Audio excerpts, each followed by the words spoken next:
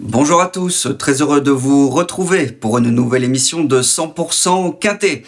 Direction l'hippodrome de Fontainebleau pour le Quintet de ce mardi 18 mars, un Quintet qui se disputera dans la première épreuve du programme dans le prix Hubert de Cateux, un handicap réservé à des 4 ans et plus bien connus qui se disputera sur le tracé des 1200 mètres ligne droite de l'hippodrome de Fontainebleau. Vous le savez, dans ce style d'épreuve, le parcours fait très souvent la différence. C'est toujours une question de wagon et souvent c'est un véritable casse-tête qui est proposé aux turfistes. On va essayer de démêler cette épreuve. Ils seront 16 concurrents au départ de ce prix Hubert de Cateux, avec en haut du tableau Pradaro, un concurrent lauréat de 2 quintets, qui portera néanmoins une montagne de plomb pour cette rentrée. Ça ne s'annonce pas facile pour Pradaro.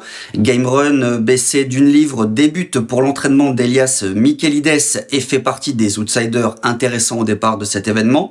Le numéro 3, Forza Capitano, désormais âgé de 10 ans, qui n'a plus été revu depuis le mois de novembre. Il effectue donc une rentrée, ce Forza Capitano. La Mandala, le numéro 4, a montré des moyens à 3 ans et avait également démontré sa compétitivité dans les handicaps. Elle se plaît en ligne droite. Elle sera très intéressante à suivre pour cette rentrée. Attention au numéro 5, Agoria, qui a volé de progrès en progrès l'an passé et qui sera à suivre de près dès sa course de rentrée. Le numéro 6, Scarface, quant à lui, se présente dans une condition avancée et avait remporté son quintet le 17 octobre à Chantilly. Il vient de confirmer ses bonnes dispositions. C'est une chance des plus logiques au départ de cet événement. Le numéro 7, Royal Wood, troisième d'un quintet analogue en fin d'année sur ce parcours, se présente lui aussi dans une condition optimale puisqu'il vient de faire l'arrivée d'un événement clodoaldien.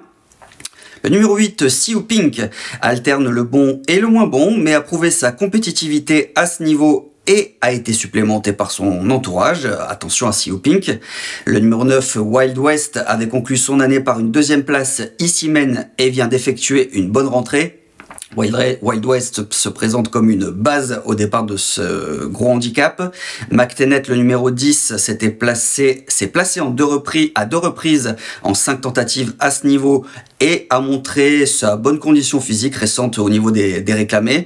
Le numéro 11, White Platine, vient d'effectuer une bonne rentrée le 11 mars à Saint-Cloud et se plaît sur ce tracé. Il aura certainement une belle carte à jouer, White Platine. Le numéro 12, Drogo, vient de triompher sur le sable, mais n'a pas de marge dans ce style de gros handicap. Tout comme le numéro 13, Bachilid, qui a été nettement dominé lors de sa rentrée et qui lui aussi a une marge réduite en première épreuve à ce niveau de compétition. Attention au 14, Brothers of Lily, pas toujours chanceux, mais qui se présente affûté et qui s'est classé 3e pour son seul essai ici même. Le numéro 15, Impitoyable, avait remporté cette épreuve en 2023, mais a enchaîné les échecs ces derniers mois. Il doit rassurer Impitoyable. Nous concluons cette grille de départ avec King Robeux, qui avait enlevé son quintet ici même le 4 novembre dernier, mais qui vient d'effectuer une rentrée assez décevante. Voilà pour les partants de ce prix Hubert de Cateux. Passons tout de suite à notre deuxième rubrique, le papier.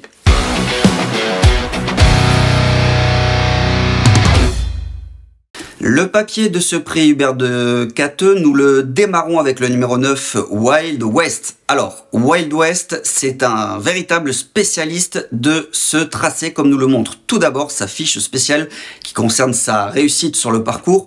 C'est du 100% de réussite pour Wild West dans les 5 premiers. Puisqu'il compte 3 places en 3 sorties sur le tracé.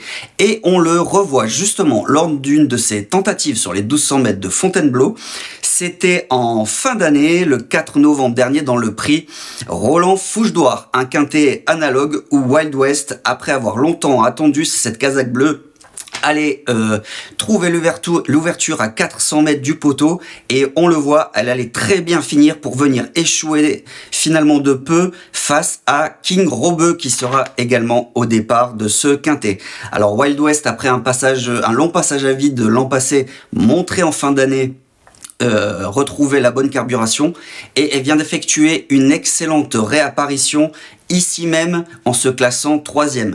Wild West donc se présente en forme, de logiques progrès sont attendus sur sa course de rentrée, elle n'a plus à faire ses preuves à ce niveau de compétition. Je pense que ce numéro 9 Wild West fait office de base tout à fait solide au départ de ce quintet. Je lui opposerai le numéro 5, Agoria. Alors Agoria, je vous propose tout d'abord une fiche spéciale qui concerne sa réussite sur le parcours. C'est tout simplement 100% de réussite pour Agoria qui s'était imposé lors de sa seule tentative sur ce tracé des 1200 mètres ligne droite de Fontainebleau. C'était le 8 octobre dernier. Alors Agoria, c'est une pouliche qui a volé de progrès en progrès l'an passé. Elle n'a cessé de monter les paliers en étant raccourcie par son entraîneur Christophe Ferland. Elle a rechargé ses accus durant l'hiver. Je pense qu'elle va très rapidement cette saison enlever son quintet.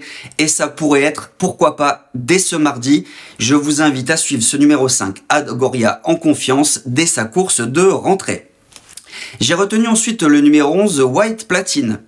Alors, comme on le sait, c'est souvent une question de spécialiste sur ce genre de tracé rectiligne. C'est pourquoi je vous propose à nouveau une fiche spéciale pour White Platine qui concerne sa réussite sur le parcours. Alors lui aussi, il le fait très bien puisqu'il affiche un 100% de réussite avec 2 places en 2 tentatives, White Platine. Je vous invite à le revoir à l'occasion de sa course de rentrée. C'était le 11 mars dernier du côté de Saint-Cloud. White Platine, on le voit, casaque à damier rouge et blanc.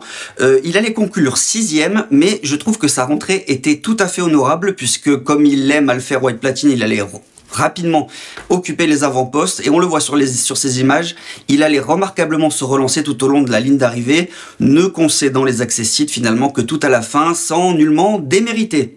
Sa rentrée était donc très bonne à White Platine, il fait très bien le parcours. D'ailleurs, il avait conclu 2e de cette épreuve l'an passé, de cette même épreuve l'an passé en 39 de valeur. Il est beaucoup mieux placé au poids cette année après une bonne rentrée. Attention à White Platine. J'ai retenu ensuite le numéro 6, Scarface. Alors Scarface, on le revoit tout de suite en course de référence. C'était le 1er mars dernier, donc il y a quelques jours, quelques semaines. Sur le tracé du jour, c'était dans le prix du Rocher de la Tortue. Scarface, casaque orange, on le voit. Il allait à nouveau très bien conclure son parcours. Il allait se montrer très accrocheur pour arracher la 2e place. Il devançait qui? Il devançait Wild West, notamment Wild West dont on a parlé auparavant. Et ce Scarface, il confirmait ses bonnes dispositions, il a répondu présent tout au long de l'hiver. Il avait enlevé son handicap en fin d'année passée, il n'a depuis cessé de confirmer rester compétitif à sa valeur actuelle. Il aborde donc ce rendez-vous dans une condition optimale, il fait bien le parcours. Dès lors, Scarface, je pense, a une nouvelle fois une très bonne chance de participer à l'arrivée. Je conclurai ma sélection avec un outsider très séduisant, avec le numéro 14, Brothers of Lily. Alors Brothers of Lily, c'est un cheval qui ne gagne pas souvent, mais qui a souvent été pris en note. Il sait très bien finir ses courses, il se présente, il aura pour lui, contrairement à certains de ses rivaux, de se présenter en conditions avancées, puisqu'on l'a vu ces dernières semaines du côté de Cagnes, où il a d'ailleurs très bien conclu à 2 reprises, et il avait conclu 2e de Agoria qui fera partie des favorites de ce quintet lors de sa tentative du 8 octobre dernier sur ce parcours, ce qui lui confère une très bonne chance à ce Brothers of Lily à l'issue d'un parcours fluide. Je pense qu'il va très bien finir et peut pimenter les rapports de ce quintet. Voilà, nous passons à notre dernière rubrique, notre choix.